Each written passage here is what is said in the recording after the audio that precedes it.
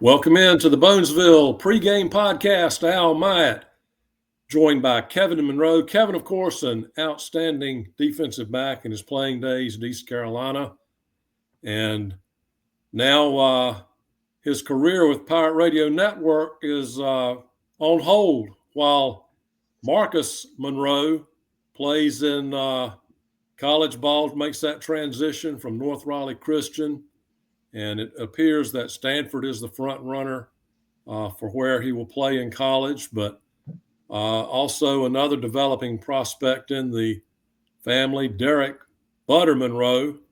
And Kevin, you were saying at the end of the podcast last week that he has an offer from East Carolina, which I'm glad to hear. Yep. Because the Monroe family has some strong ties to the Pirates. And speaking of that game Saturday with Memphis, what a ball game, and what a victory for the Pirates, 31-27, senior day, and a relatively unknown senior makes the winning touchdown catch, and East Carolina keeps its hopes alive for an American Conference championship. Yeah, so a lot to unpack there. I'll start with my situation. I've been planning for a while now. Once it started to look like Marcus wasn't going to go to East Carolina, I knew that wherever he was going to be is where I was going to be on Saturday afternoon, Saturday evening. So I was going to have to step aside from Pirate Radio, or not Pirate Radio, but from the radio broadcast during the games. And so that, has been weighing heavy on me. And as the game started to count down, and the last home game came sooner than it normally does, right? With still 2 games remaining in the season, so it almost seemed like it hit everybody kind of at the last second. It hit me that way as well. But I'm excited about his opportunities going forward. It does look like Stanford is going to be the deal, which makes it even harder because I'll be on the West Coast going to his games, and even trying to work a game or 2 in just doesn't make sense. And I'd rather for East Carolina to settle in on a color analyst that they can count on for every game, or at least home and away, like they're doing right now with myself and Andrew Bay. So excited about that, and we'll see what the next chapter brings in that regard. You mentioned Butter did get the offer to East Carolina, and I'll even add to that, he's been to the last 2 home games, and so he was amongst the crew with the shirts off, slinging them around his head in the student section. So that was a fun experience for him. I think he also ended up on the field after the game with the other students. So needless to say, even though it's his only offer, they are a huge front runner right now for Butter Monroe, because he had such a great time, and I really enjoyed that. So we'll see how that goes. Obviously, he's just a freshman, so he's got a long ways to go before we're anywhere close to deciding that. But good opportunity for him to see the Pirates at their best. Senior day, man, you couldn't have asked for better weather. Game was in the 70s, sunny. It did get darker there before the end of the game, but the weather was still nice in the 60s or so. And the guys just came out and they fought. They battled. They got down a couple different times. They found a way to hang in there. And you mentioned Peyton Mangrum being the senior making a big play. It seemed like seniors were playing well throughout the day. Marlon Gunn had some good runs, and Anthony Smith was a big factor early on in the game, in the first quarter, making some nice catches. Guys were stepping up and playing well. Lampley and Craig and some of those guys on the defensive line, Tegan Wilk and Jamali Riddle, and obviously Riddle's not a senior, but Tegan Wilk playing well from his safety spot. So many different guys out there just laying it out on the line for their last home game, and it was just really cool to watch the way the game unfolded and see those guys stepping up. Parker Mangrum walked on at South Carolina, transferred to ECU. Yannick Smith down with a foot injury, and next man up, Parker Mangrum. Caton Hauser had made a play to him in a 2-minute drill in practice last week, and you practice like you play, and there you go, winning touchdown to Parker Mangrum. And Mike Wright, a transfer, has come in, and he made the last interception. He's Mr. Do-It-All. And Blake Harrell said, I think he can do about anything, probably but play on the offensive line, and he didn't entirely rule that out. So a great finish to a great win, and one of the goalposts came down there at the boneyard end of the field, and a celebration for the last home game for the 2025 season. Still a lot of football to play. And that Memphis game, I have to tip my hat to Brennan Lewis, the quarterback from Memphis. I think a lot of guys would have said, I'm not risking any further injury. You know, I've got my interest to look out for down the road, but he was out there at looks like 50 to 60% in terms of his running ability because of an ankle. And he got into the end zone one time from 7 yards out, and credit to the Memphis line for giving him a big enough hole that a limping man could make it to the end zone. So he did throw the pick on the last play of the game to Mike Wright Jr., and that sealed it for the Pirates. But hats off to Memphis. They've given East Carolina some incredible ball games in recent years. 2021, 2022 both went to overtime. One of those was 4 overtimes in Greenville, and East Carolina pulled it out. And so it's been a great series, and to the Pirates' credit, they have been able to prevail and have a 3-game winning streak in that series. Memphis was ranked in the top 25 earlier in the year. They had a Friday night loss to Tulane before they came to Greenville, and that dropped them out of the rankings. But they are a nationally ranked team in terms of talent and ability, and credit to Tulane for knocking them off. But just a great day, as you said, just an ideal day in terms of the weather and fan support and what was taking place on the field. And East Carolina fell behind and put that 2-minute drill to work and got it done. Yeah. So, and I don't know how you felt, watching the game, Al, but with 2 minutes and 29 seconds to go and the 2-minute warning and another timeout in their pocket, I felt great about Caden House's ability to at least get in field goal range. That's all they needed to tie the game up. And so, it was great to see them take a shot and go for Mangum down in the end zone, but they had moved the ball to in field goal range or right on the outside of the field goal range. And so they had some opportunities to take some shots. And I asked Kate at the end of the game, I said, when you went out there, did you feel good about your scenario? I said, I know you guys work 2-minute drill every week in practice. Did you feel like this was something that you guys could accomplish? And he was like, absolutely. He's like, we work on it sometimes twice a week. And we have all the plays that we know we want to run, all the different scenarios. We had more than enough time. Plus, we essentially had 2 timeouts. And so, and Blake Harrell said the same things. I had complete confidence in Kate that he could get that done. And it was a tough throw. He threw that ball maybe into coverage, but Mangum goes up and makes a nice catch on it and brings that ball down. It was hard to see, from where I was if he'd actually made the catch. But everybody went crazy, so I knew that he had. But to go out and finish it that way. You mentioned Brendan Lewis. Man, I was watching him in pregame, and I said, there's no way this kid can go play quarterback today. Apparently, they just got him out there to see what he could do, but he's going to be on the bench. They're going to play one of their backups because he was hobbling the entire pregame warm-up. And sure enough, he took that first snap, and I was like, wow. And he was, people don't know, but he was the leading rusher in terms of attempts throughout the season. And almost in yards. The only reason he wasn't leader in yards is because he came out of the Tulane game and the running back passed him, Sutton Smith. And so he's their guy. He was the guy that leads the rushing. He's the guy that's throwing the football. And so he was going to be a shell of himself if they played him, and he was.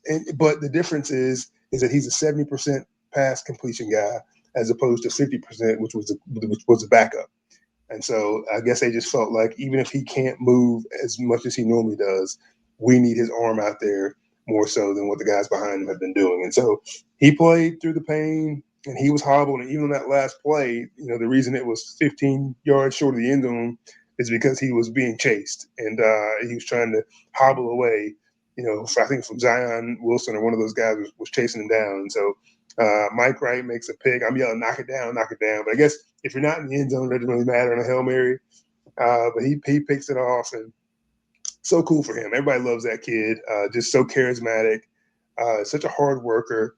I've been on the sidelines pregame last 2 games with Butter, and so I've been able to watch guys warm up and see their activity. And Mike Wright, an hour and a half before the game is out there just going through backpedaling and his hand movements and jams, all for playing corner, a position he doesn't really play. But he was out there just getting mentally ready in case they needed him at defensive back. And, ultimately he gets an interception. And so I can't say enough about that kid. He's a quality young man. And you want to see good things happen to good people.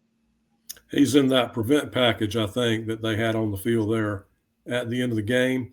And Kevin, going to put you on the spot because you've been around East Carolina football for most of your life now. Grew up in Greenville, played for the Pirates, Pirate Radio for 23 years.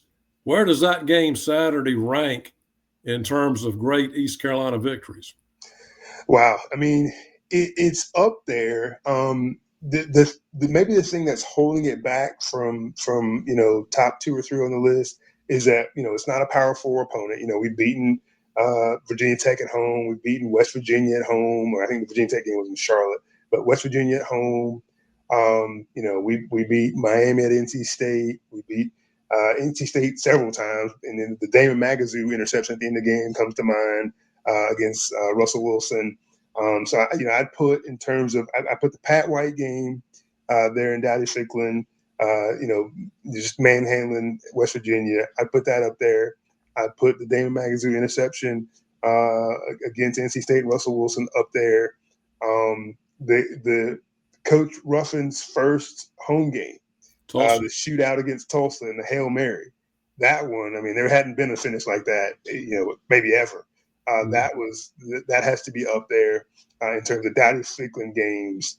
So I won't even count the Miami and Charlotte and NC State because it wasn't in Dowdy-Ficklin. So I'd say that good from what I've seen in my history, and I know that in that 91 season they had a couple nice home wins that I didn't see before I got to Greenville. But so let's just say 92 on.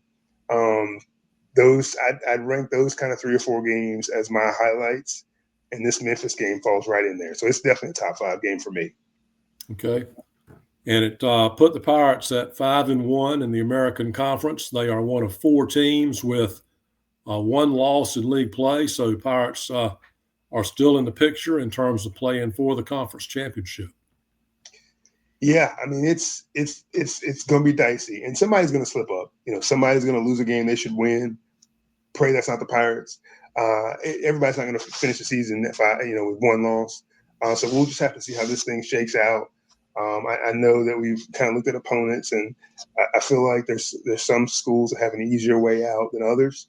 The Pirates can definitely win these last 2 and will be favored in these last 2, but they're on the road, and that makes a big difference.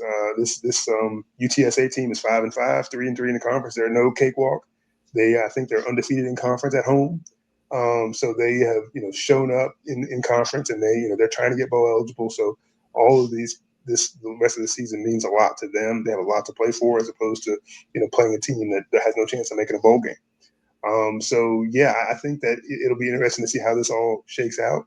I think the Pirates have 4 straight wins, and the one that kind of got away was the Tulane game, and the second half of that Tulane game they played really, really well, and they established a run which they had not done all season up to that point with TJ Engelman Jr. And I think if they could get that game back and start that game off hot like they started off the last few games, hot in the first half, and play that game all the way through, I think they beat Tulane with no problem. And we're not even having this conversation because they are, not on cruise control, but they're in the driver's seat. They control their own destiny heading into the last 2 games. But that's just not the case. Tulane was at home. They got that win. And so that's not where we stand. But certainly I feel like the Pirates could play with and or beat anyone in the conference right now. They're playing that good. That game Saturday, that sort of thing really helps confidence, and that's a good thing to take on the road. There's no question.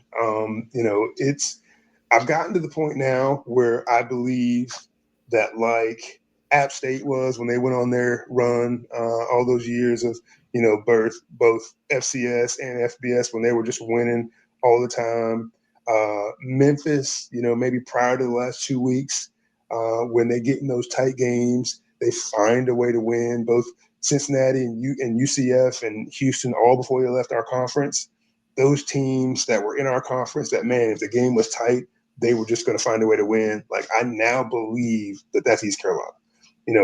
Blake Harrell at 12-4 in his first 16 outings, they find a way to win games. They don't lose games that they should win. You could go back to, the beginning of last season. I think we went on the road. Was it Liberty maybe? In the first 2 weeks, it was like Liberty and someone else. We played two like really, really close games.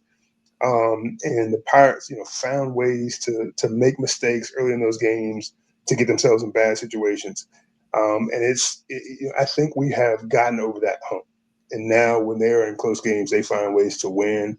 And Saturday just, shines a light on that and how they figured out how to win games and how to lose them.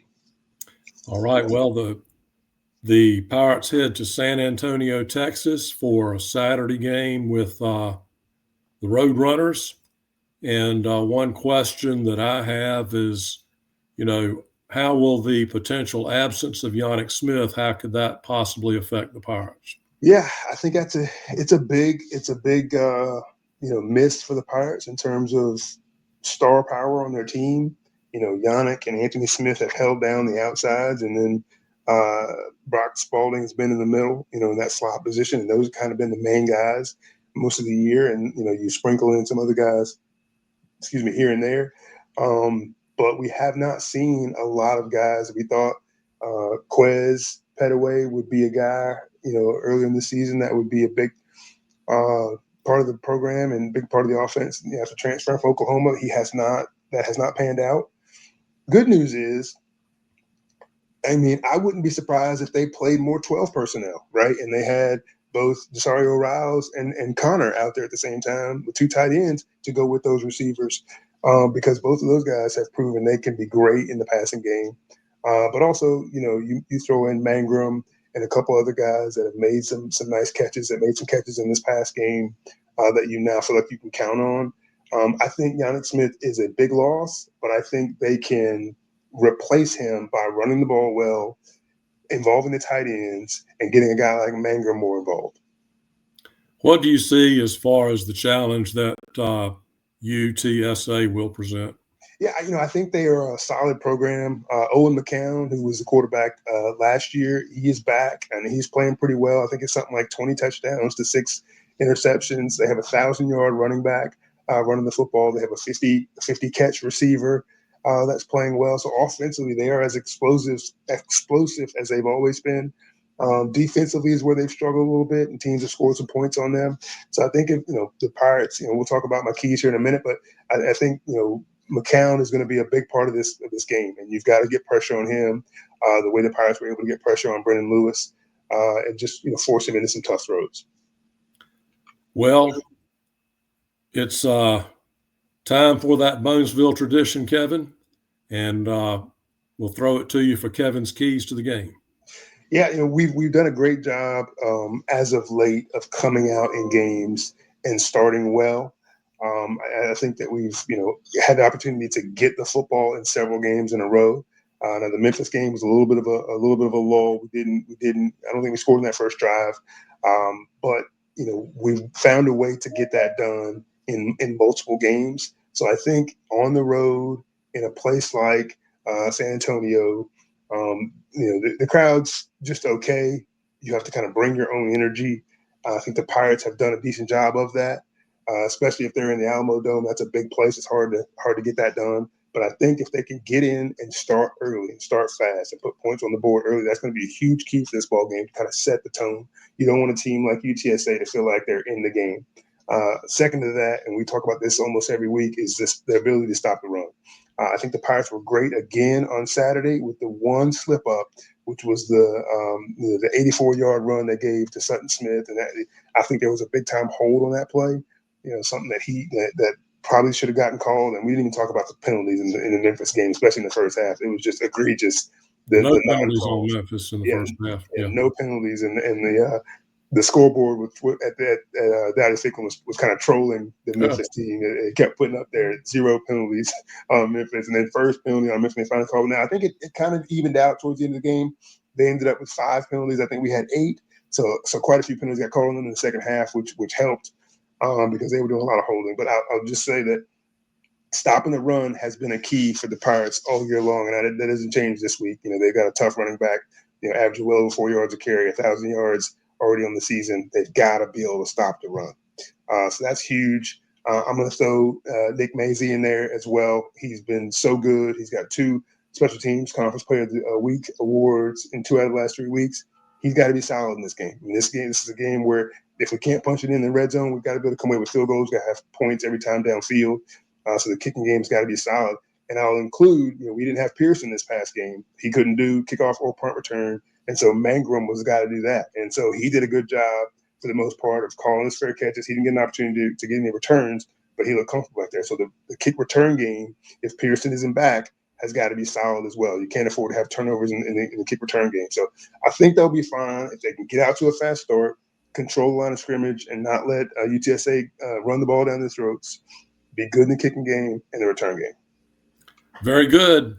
Big game for the Pirates on the road. And Kevin, as always, enjoyed visiting with you on the Bonesville Pregame Podcast, and we'll plan to do it again next week. God Appreciate it, Al. Thanks, sir.